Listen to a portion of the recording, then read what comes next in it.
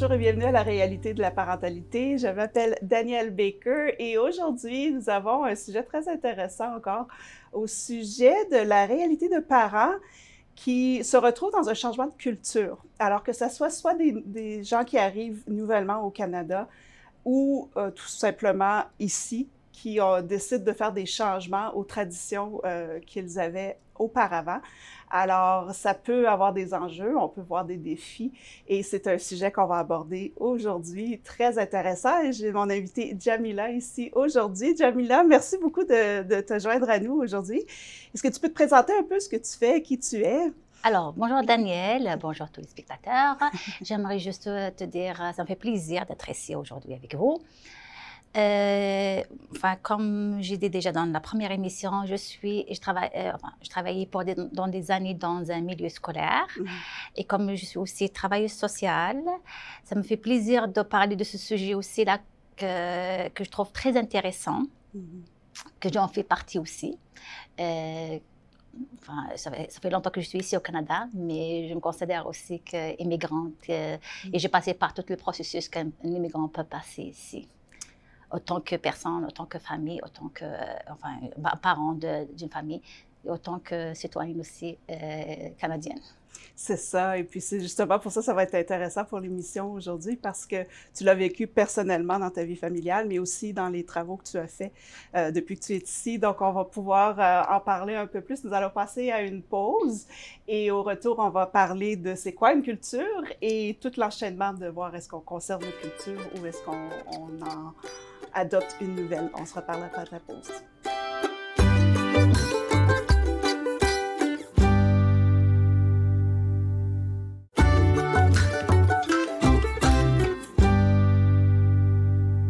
Bonjour à la réalité de la parentalité. Juste avant la pause, on a introduit un peu notre sujet d'aujourd'hui qui est la réalité des parents qui se retrouvent dans une nouvelle culture ou qui décident d'adopter une nouvelle culture. Alors, et puis là, on ne parle pas seulement des nouveaux arrivants, on peut parler aussi de familles dont les traditions sont peut-être passées date et qu'on a des nouvelles réalités dans la vie qui fait qu'on doit changer un peu nos traditions familiales. Alors, encore une fois, merci Jamila. Est-ce qu'on peut, avant qu'on se mette dans le sujet, évidemment, on va parler beaucoup de ce qui arrive quand quelqu'un arrive ici et qui doit s'habituer à la nouvelle culture, mais est-ce qu'il faudrait définir un peu c'est quoi la culture? Qu'est-ce que ça veut dire une culture?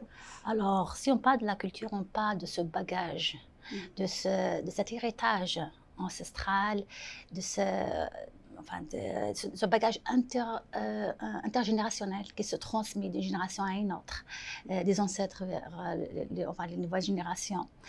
C'est tout ce qui est, je peux dire, c'est tout ce qui est l'identité de la personne à travers des générations. Ça se transmet naturellement. Si je parle de ça, je parle de la façon, je peux dire quand même, aussi simple que la façon de manger, la façon de penser, la façon d'agir. La culture aussi, c'est quelque chose de gros qui englobe aussi les traditions, les valeurs. Et ça englobe aussi la façon de vivre quotidiennement. Alors, ça se transmet d'une façon tellement naturelle qu'on ne se rend pas compte, mais on le voit, on voit son importance quand on est dans un autre pays. Oh, ça c'est moi, ça c'est quelque chose d'autre. Ou bien ça c'est ma culture dans un autre milieu. Alors, l'immigrant, il le ressent encore plus quand il est dans un autre environnement. C'est là qu'il va voir que c'est des choses qui sont différentes. Et c'est là aussi qu'il se retrouve dans une position de voir, de comprendre comment je vais faire pour préserver cette culture, ou est-ce que je laisse ça de côté et de m'adapter à une autre culture. C'est un dilemme qu'il vit un immigrant, je pense que les premiers temps quand il arrive ici. Et il tranche avec le temps, avec les enfants, quand on est dans un milieu familial. Donc, on aimerait ça le transmettre à nos enfants d'une façon naturelle, mais une façon aussi qu'elle soit un ajout. De garder qu'est-ce que j'ai et de rajouter quelque chose d'autre à ma culture, qui fait de moi, qui suis-je exactement, ou de faire de mon enfant qui il est exactement. Exactement, oui. Donc, c'est ça, c'est surtout quand on change notre point de référence parce qu'on ne réalise pas le bagage. J'ai bien aimé ce terme-là. On ne réalise pas qu'on a ce bagage-là avec nous qui est subtil, c'est quasiment inné, intégré, et que là, on change de point de vue, exactement. On change complètement de point de référence, et là, on se remet en question parce qu'on n'y pensait pas avant. Là, on dit, est-ce que ces valeurs-là que j'avais auparavant sont encore... sont encore utiles, c'est ça. Est-ce qu'ils sont encore valables? Est-ce que c'est ce que j'ai besoin ou est-ce que j'y retiens seulement parce que ça a toujours été fait comme ça? Donc, ça a un impact. Et puis, ça nous amène un peu à la prochaine question qui est pourquoi c'est si important de vraiment évaluer notre culture et voir si on fait des ajustements ou si on continue à conserver la tradition? C'est une super bonne question. Si je parle de ça, je parle de l'importance de la culture, de préserver sa culture, là. Je parle de la question de préserver sa vraie identité.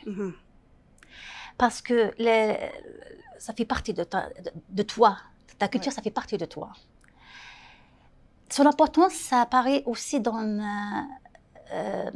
c'est de faire le lien entre ton passé et ton présent pour que tu puisses avancer vers l'avenir. Ta culture, ça fait partie de... c'est un ensemble de ta langue, ta religion, tout ce qui est transmis d'une façon, comme tu as dit, innée. Alors, c'est quelque chose qui est en toi. Son importance apparaît aussi dans la façon de communiquer de comprendre d'où tu viens, de comprendre certaines choses qu'un enfant, là, si tu préserves ta culture, là, et tu transmets à ton enfant, là, c'est là où il va comprendre le parent. Quand un parent, il va dire quelque chose, comme parent, là, il y a des moments où je vais dire un mot de chez nous, là. Si le fond, j'ai pas transmis ma culture, ma langue, ils la comprennent pas. Si j'ai pas transmis, je pense, même quand on va y aller à notre culture originale ou dans notre pays, là, l'importance de la culture, ça apparaît quand tu es capable de comprendre d'où tu viens exactement. Et les études qui sont faites récemment, là, maintenant, on voit dans nos écoles ici au Canada qu'ils encouragent tellement les enfants à parler leur langue maternelle. Et d'après les études qui sont faites là, que c'est tellement important parce que ça fait partie du développement de l'enfant, son développement intellectuel. Et toutes les études qui ont faites là, que les enfants qui viennent d'ailleurs et qui parlent leur langue maternelle, ils ont beaucoup plus d'avance au niveau intellectuel par rapport aux enfants qui n'ont pas cette opportunité de préserver de parler leur langue maternelle. Et c'est de là qu'on voit dans nos écoles qu'on encourage tellement les parents à parler avec leurs enfants leur langue maternelle. C'est tellement aussi important de garder sa culture pour une autre raison, c'est que ça fait... je veux dire une anecdote là, la dernière fois que je suis partie avec mes enfants là. À chaque fois, maintenant, ils me disent, maman, je comprends pourquoi tu as... on est parti en Algérie pendant une grande période là, comme de 9 mois. Justement, c'est pour cette raison. Je voulais que mes enfants savent c'est quoi, d'où je viens. Et qu'est-ce qui m'a fait réfléchir beaucoup, c'est la réponse de mon enfant quand on est retourné ici au Canada. Il m'a dit, maman, je vais dire quelque chose. Là, je comprends quelque chose. Quand on est retourné d'Algérie, je comprends. Je me vois que je suis différent un petit peu de mes amis qui sont, purs Canadiens. Et quand je suis partie en Algérie, je me trouve aussi un petit peu différent des enfants qui sont algériens là-bas. C'est ça. Il m'a dit, là, je comprends pourquoi. Je dis, mais là, je lui ai posé la question, mais pourquoi?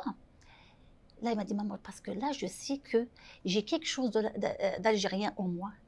Et parce qu'il est né ici, il a grandi ici, et j'ai beaucoup de choses canadiennes. Parce que je me retrouve que je suis très différent des enfants là-bas.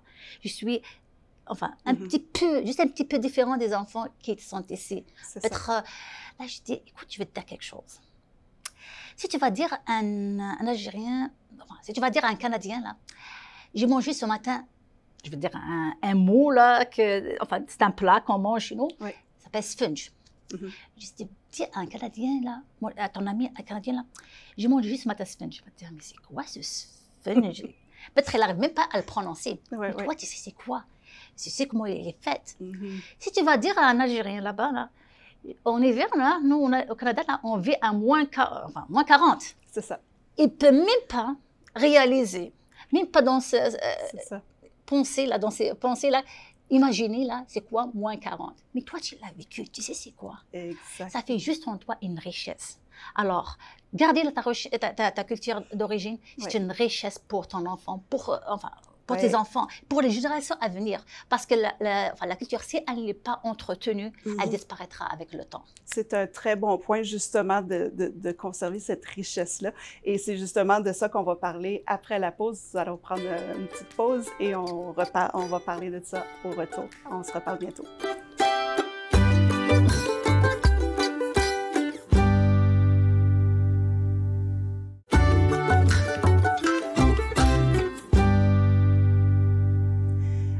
Bonjour à la réalité de la parentalité. Juste avant la pause, Jamila parlait un peu de, premièrement, c'est quoi la culture et pourquoi c'est important, surtout pour les gens qui arrivent nouvellement au Canada ou des Canadiens qui peuvent peut-être aussi, eux, aller ailleurs aussi. Mais tu as mentionné justement la richesse que ça apporte d'avoir un peu, être capable de toucher aux deux cultures. Et c'est un point souvent quand une famille arrive dans un nouveau pays, c'est comment est-ce que je gère ça? Premièrement, le parent comme tel doit s'adapter à la nouvelle culture, le choc culturel, toutes les inquiétudes qui viennent avec ça. Est-ce que mon enfant va bien s'adapter dans le nouveau pays? On veut le meilleur pour nos enfants. Alors, est-ce que tu peux nous parler un peu d'un dilemme? Toi, tu l'as vécu toi-même, le dilemme de quand j'arrive ici, est-ce qu'on oublie complètement notre culture et on intègre nos enfants, on les immerse dans ça, ou est-ce qu'on reste dans notre culture, ou est-ce qu'on fait un mélange des deux? Est-ce que tu peux nous expliquer un peu c'est quoi ça, ces conflits-là, les conflits internes d'un parent? Je pense que c'est un problème de la plupart des immigrants. C'est la question qui se pose là, quand ils arrivent ici au Canada. Est-ce que je préserve ma culture? Parce que j'aimerais le transmettre à mon enfant à 100%. Je veux qu'il soit, s'il vient de France, je veux qu'il soit un Français au Canada, ou bien un Algérien au Canada, je veux qu'il soit un Tunisien au Canada à 100%. Ou il y a d'autres parents aussi qui plongent complètement dans leur nouveau pays. Ils disent, mon pays, ma culture, c'est un passé. Là, je suis dans une autre réalité, dans un autre environnement. Je veux que mes enfants s'adaptent à 100%. Ce que je trouve aussi que c'est entre parenthèses, c'est quelque chose que un petit peu fou là aussi. Là. C'est pas vrai là. C'est pas vrai que un enfant s'adapte s'il est adapté à son, s'il a laissé sa culture et qu'il s'est plongé correctement, définitivement ou d'une manière générale dans une nouvelle culture. Et il y a d'autres parents qui s'informent avant d'arriver ici au Canada et qui lisent, qui se documentent à propos de ce problème, qu'on trouve qu'ils essayent de faire la balance, ou de faire, je peux dire aussi, balancer entre les deux cultures. Je garde qu'est-ce qui est bien de ma culture et je prends qu'est-ce qui est bien de l'autre culture. Et ce que je trouve aussi, et que je trouve un excellent choix. C'est un dilemme qu'il vit le parent parce qu'il ne sait pas comment agir. vraiment, on ne sait pas comment agir quand on arrive ici, là. Il y a tellement il y a tellement de choses à faire, comme parents avant, lui-même, de s'adapter à une nouvelle culture. Ouais. Et quand on vient en famille, c'est un double dilemme, là. C'est toi et ta famille. Il faut... et la plupart des parents, qu'est-ce qu'ils font directement là, comme moi, ma culture, mon ancienne culture, c'est à part, c'est fini là. Maintenant, moi, je veux que mon enfant s'adapte, je veux que mon enfant soit pas différent d'un autre enfant, purement canadien. Je veux que mon enfant, je veux pas parler ma langue maternelle à mon enfant, je veux qu'il apprenne directement le français ou l'anglais. Ce que je trouve, il va tout de suite là, comme j'efface ma langue, c'est fini là. C'est comme on parle plus un mot de ma langue, on parle plus, je parle plus de ma culture, je parle plus de mon passé à mon enfant. Ça c'est, je trouve que c'est un dilemme qui vit n'importe quel, comme un francophone qui dans un milieu anglophone. C'est la même chose que je pense qu'il dit. J'aimerais que c'est mon enfant qui apprenne l'anglais, qui s'intègre dans un environnement anglophone et qu'il soit comme... qui apprenne vite l'anglais. Alors, je ne parle pas français à la maison, je le parle juste en anglais. C'est la même chose pour un immigrant qui arrive d'ailleurs. Ou bien, c'est comme je dis, c'est le contraire. J'aimerais garder ma religion, j'aimerais garder ma langue à mes enfants. Je ne veux pas que c'est comme... Je veux absolument, on est là pour s'évoluer, mais en gardant à 100% ma culture d'origine.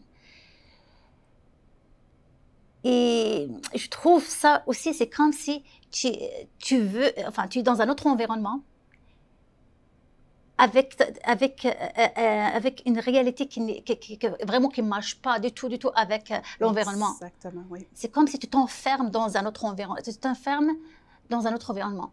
Et comment tu t'attends à ce que ton enfant il va comprendre d'autres choses qui se passent dans son environnement? Comment tu veux que ton enfant il va être social avec d'autres enfants à l'école? Comment tu veux que ton enfant comprenne agir à l'extérieur? Exactement. Il y a une adaptation qui doit se faire. Exactement. Parce que l'environnement, tu as mentionné auparavant en Algérie de parler du moins 40. Il n'y a pas personne qui peut comprendre ça. Alors, c'est un peu la même chose ici, c'est qu'il y a une adaptation à se faire, qu'on va le vivre le moins 40 ici. Alors, il faut s'adapter si on dit non, moi, je ne prends pas le froid. On ne peut pas rester dans notre maison pendant 6 mois de temps. Alors, c'est cette période d'adaptation-là qui est très, très, très importante. Et ça a un impact sur les enfants. Tu en as parlé un peu, les enfants réalisent qu'ils sont un peu différents, mais qui ont beaucoup de semblables également. Et c'est souvent aussi un conflit ou un dilemme que les parents qui arrivent ici ou que ceux qui vont dans un autre pays le vivent en silence. Donc, les gens de la culture qui les accueille ne le voient pas. Ils ne vont pas nécessairement comprendre ce qu'ils vivent à l'intérieur. Alors, c'est un sujet qui peut vraiment... on pourrait en parler sans fin, mais on va passer à une pause et au retour, on va pouvoir englober ça pour parler vraiment de comment aller chercher qu'est-ce qui est le meilleur pour nous et pour notre famille et surtout pour nos enfants. Alors, on se revoit après la pause.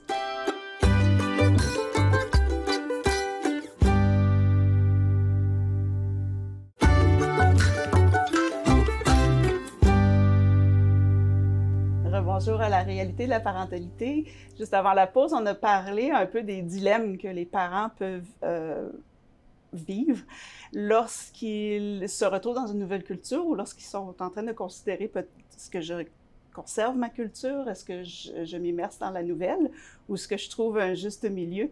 Alors, c'est quelque chose qui est très personnel. Chaque famille vit des choses différentes et surtout, ça c'était une chose qu'on avait parlé des nouveaux arrivants ici, tout dépendant de la situation, pour la raison pour laquelle ils sont arrivés au pays, ça peut également influencer leurs décisions sur ce que je conserve ma culture ou non, ou ce que je l'oublie complètement, ou ce que je veux la conserver parce qu'elle est en voie de disparition ailleurs.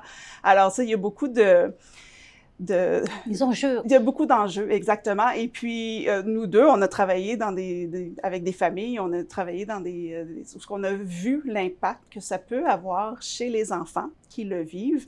Les parents le vivent en silence et on voit le conflit, mais on peut voir aussi l'impact que ça peut avoir sur les enfants. Alors, est-ce que tu pourrais un peu partager tes expériences avec ça?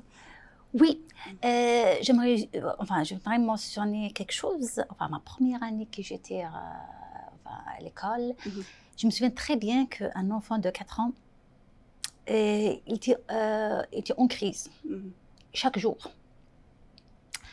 Et parce qu'il n'arrive pas, son enseignante, elle veut qu'il dort, mais lui, il ne veut pas. Il essaie de lui expliquer de sa langue maternelle. L'enseignante, évidemment, elle ne comprend pas. Elle a essayé de ramener toutes les langues, personnes qui n'ont pas d'autres langues, là, en arabe et tout, même espagnol. Là, mais l'enfant, il parle la langue kabyle. C'est une des langues de nord-africain. À ce moment-là, il fait vraiment une crise assez forte, là. Des pleurs et tout. Là, j'ai passé à côté de sa classe. Là, elle m'a dit, je ne comprends pas, et qu'est-ce qu'il veut exactement. Je ne sais pas qu'est-ce qu'il fait une crise à chaque moment, mais je ne sais pas pourquoi. Là, je dis, mais c'est quoi son nom? Là, elle m'a dit le nom de l'enfant. Là, c'est un nom qui est familier pour moi. Là. À ce moment, j'ai parlé à l'enfant de sa langue maternelle. Il était comme fugé, là. J'ai son image, ça fait 15 ans, mais j'ai son image jusqu'à maintenant, fugé, là. De savoir qu'il y a quelqu'un qui, enfin, il y a quelqu'un qui me comprend. Et c'est comme, ce regard-là, il me reste jusqu'à maintenant dans ma tête, là, c'est comme, c'est un regard de soulagement, d'étonnement. C'est un mélange, c'est comme, là, il m'a expliqué qu'il ne veut pas dormir, qu'il ne veut pas faire sa sieste. C'est le temps de la sieste, là, il ne veut pas faire sa sieste. Là, j'ai expliqué à son enseignante qu'il te dit, je ne veux pas dormir, là. À ce moment-là, il a essayé de trouver d'autres alternatives. Elle l'a mis je pense qu'elle l'a mis à la table avec certains jouets et tout, là. C'est là où ça m'a frappé, peut-être l'importance de la langue, l'importance de la culture, de comprendre la culture de l'autre. Parce que peut-être chez nous, là, la sieste, on ne le fait pas. Ou bien dans certaines familles aussi, peut-être ils ne le font pas. Mais il arrive à verbaliser ça. Quelqu'un qui parle français, il est capable de le verbaliser. Quelqu'un qui parle une autre langue, là, à bout de l'expliquer, de parler, là, mais il n'arrive pas à communiquer. Alors, la culture, c'est un moyen de communication. Exactement, oui. C'est ça aussi, son importance, là, de communiquer avec les grands-parents, d'ailleurs, et de communiquer avec les personnes de la culture d'accueil. C'est ça. Avec le pays d'accueil. Oui. Alors, ça, c'est quelque chose qui m'a frappée vraiment parce que c'était dans mes premières années de travail et tout, de voir cet enfant-là c'est comme s'il cherche quelqu'un qui le comprend, quelqu'un de sa culture. Et je me souviens que très bien qu'il commence à demander je vais être dans sa classe, je vais être dans sa classe. C'est ça. Et c'est comme c'est sécurisant pour un enfant. Oui, c'est ça. Et de comprendre qu'il y a quelqu'un de sa culture là, qui le comprenne. Et c'est ça qui est très important, je pense, c'est d'être conscient pour ceux qui accueillent les familles, de s'assurer de poser les questions pour trouver certains mots, des points de référence, des images. Alors, on pourrait en parler à sans fin, mais on peut continuer la conversation sur la page Facebook de Being Connected et de comment évaluer nos valeurs pour voir qu'est-ce qu'on garde, qu'est-ce qu'on change, qu'est-ce qu'on modifie, mais surtout dans le but d'enrichir notre culture et d'enrichir la vie de nos enfants. Alors, il n'y a pas de réponse exacte, définitive, mais c'est certainement une conversation qui doit continuer, que les gens doivent en parler pour voir exactement où on va avec ça. Alors, sur ce, je vous laisse et on se reparle bientôt.